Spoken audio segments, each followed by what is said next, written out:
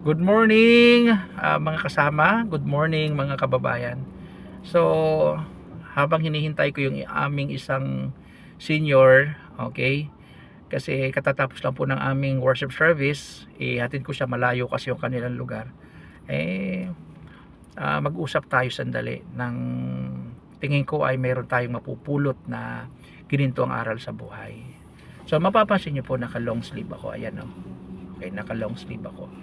Itong long sleeve ko, meron niyang 6 na butones mula dito sa itaas pababa. Okay. Now, kapag itong unang butones na to, nalagay ko to dun sa maling butas. Okay. Yung pangalawa, pangatlo, pangapat, hanggang sa ibaba, mali lahat yan, hindi mag-aabot yan. At yan ay may kinalaman sa ating pagtatagumpay sa buhay. Kung ano man yung ating narating ngayon, ano yung ating kalagayan ngayon, may kinalaman sa ating pinag-uusapan. Ano ba ang gusto ko sabihin? May tinatawag na T-bar, T-B-A-R, na malaking-malaking ang kinalaman sa ating pagtatagumpay. Okay? Now, ano yung T? Yung T stands for thoughts, or in other words, mindset. Lahat ng kung ano man tayo ngayon, ano yung pagkatao natin ngayon, nagsisimula yan sa thoughts or mindset. At yung mindset natin, mayroon niyang mga factors, may pinanggalingan yan. At isa dyan, kung sino yung ating mga mahal sa buhay, yung ating lolo, lola, nanay, tatay, yung mga kasama natin araw-araw. Kasi may tinatawag na subliminal message. Ano yung subliminal? Kung ano yung naririnig mo araw-araw, kung sino yung kasama mo araw-araw, unknowingly nagiging ganun ka kahit ayaw mo. Halimbawa, yung ating pong mga, 'di ba, yung ating pong mga kasama sa bahay, kung lagi ho nagmumura yan, nagtutungayaw, kahit ayaw mo, nagiging ganun ka din. At kung ano yung laging sinasabi sa iyo, kung ano yung ina-advise sa iyo, halimbawa, ito yung lagi nating naririnig sa mga Pilipino. Anak, mag-aral ka mabuti para pag ikaw ay at saka dapat mataas ang grades para ikaw ay makatapos ng pag-aaral, kasi pag nakatapos ka ng pag-aaral, makakakuha ka ng magandang trabaho. So kaya maraming mga Pilipino ay empleyado, hindi naman masama yun, yun ay marangal. Okay, pero never kayong yayaman. Imposible ho na tayo ay maabot natin ng ating mga pangarap kung tayo ay mananatili ho na nangangamuhan. Okay, amo lang kasi natin ang pinayayaman po natin. Okay, so yun ang isa sa mga factor, yung ating pong mga mahal sa buhay. Okay, pangalawa, yung ating mga kaibigan, yung set of friends natin. Sino ba yung ating mga sinasamahan araw-araw?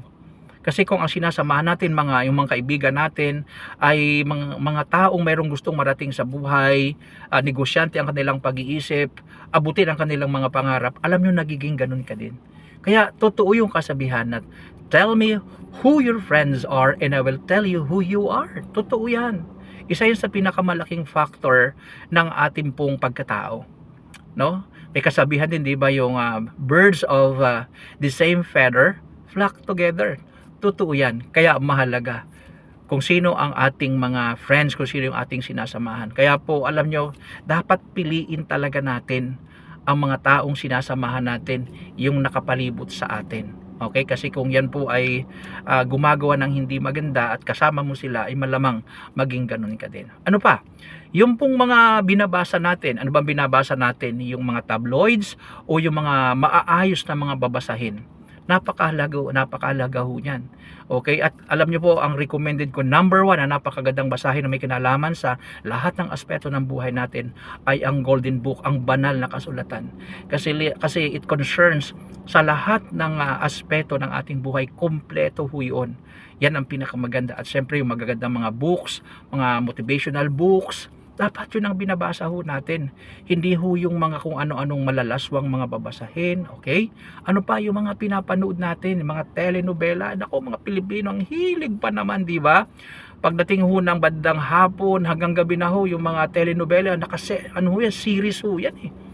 Papansin ninyo, ako po, alam nyo, huli akong nanood sa television ay pandemic time. Until now, wala kaming TV dito. Yung TV nga ho namin hindi ko po alam kung gumagana pa, kasi hindi na ho talaga ako nanonood dyan. Kasi nga ho, kadalasan ang mapapanood ho natin dyan, talaga hong hindi nakakatulong po sa atin. Umuubos lang talaga ng oras natin. Papansinin nyo yung ating mga telenovela, laging awayan, inggitan, immorality, tapos 'di ba, may pagkakataon nga sa mga palabas, kung sino pa ho yung mayaman, kung sino yung may kaya sa buhay, malamang yun ang kontrabida. Yun ang masama, yun ang ganid, yun ang madamot. Napapansin nyo ba yun? At yung isang mahirap na tao, laging bida. Okay? Kaya ang tingin ng marami sa mayayaman, ganid, masama ugali, magnanakaw, mandarambong, hindi po. Hindi lahat ng mayaman masama. Sa totoo lang, kaya narating nila mga pangarap nila sa buhay, nagsikap talaga sila. At ginagawa nila yung hindi ginagawa ng iba. Magkaiba kasi ho Kaya sila ay asinsado kasi iba ang ginagawa nila sa mga taong hindi ho umaangat sa buhay. Yan. Yan ang mga main factors ng ating pong thoughts or mindset. At siyempre kung ano ang iyong thoughts, ano ang iyong mindset, which is yung unang butones, yun ang tinatawag na beliefs. Yun ang pinaniniwalaan mo, yun ang prinsipyo mo. Okay? Yun yung tinatawag na sa T-bar, yung B. At siyempre, kung ano yung iyong beliefs, ano yung prinsipyo, yun talaga ang magiging action mo. Yun yung A, no? TBA. Yun yung actions mo. Yun yung gagawin mo. Yun yung i-execute mo. At siyempre, kung ano yung i-execute mo, ano yung ginagawa mo, okay?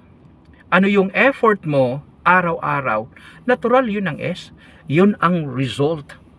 Imposible na ito yung thoughts mo, ito yung mindset mo na, at siyempre ito yung beliefs mo, ito yung actions mo, magiging iba ang resulta. Hindi po. Kaya kung ano yung mindset sa ibaba, yun din ang result. That is why napakahalaga po na kung ano yung ating pinapasok dito. May kasabihan, di ba? Garbage in, garbage out. So, simula po ngayon, kung gusto nating magtagumpay sa buhay, baguhin talaga natin ang mindset natin. Kung ang ating pong mindset ay tinatawag na poor mindset, baguhin po natin yan. Okay? Dahil kahit po ang Biblia, ang banal na kasulatan, ano po sabi ng Panginoon sa Jeremiah 29:11, "For I know the plans I have for you, declares the Lord, plans to prosper you and not to harm you, plans to give you hope and a future." John 10:10, ano ang sabi ng Panginoon? "I came that they might have life and make it more abundantly." So sana po makatulong po ito. God bless sa ating lahat.